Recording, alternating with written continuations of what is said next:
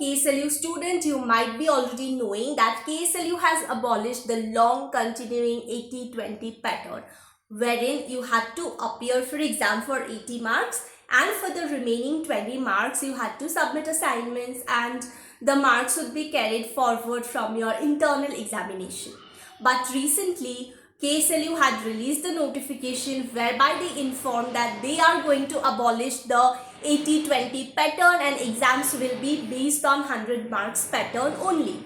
So there was a notification that KSLU had released, and within that notification they had also given a sample question paper, as in how questions will be asked, what will be the pattern, what will be the minimum and maximum marks. Everything was mentioned clearly in that notification.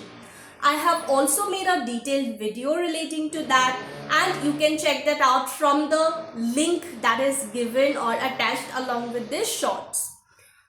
So as per this new pattern, they have mentioned that answer to question number 9 is mandatory, and any 5 of the remaining questions, as in you get 8 options, out of 8 options you need to write answers for any 5 questions. So there is going to be one mandatory question which is mostly like a problem based question that you need to answer for most of the law papers.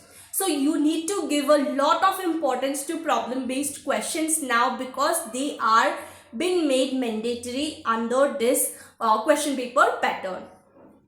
After that, you will get 7 normal questions, like 7 questions of 16 marks. So these would be like long questions. It can be one entire question having 16 marks, or it could be that one question having 2-3 parts.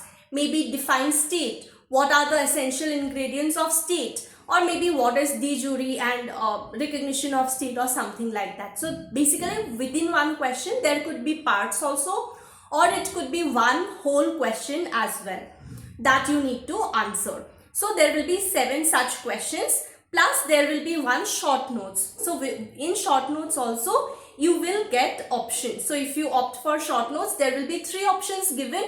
Out of that you need to write short notes for 2 of the questions. And then for problem based questions, again you will get 3 options. Out of those 3 you need to appear for 2.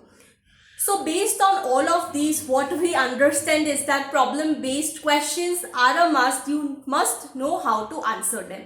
All the best for your exam, and I will see you in another video. Bye.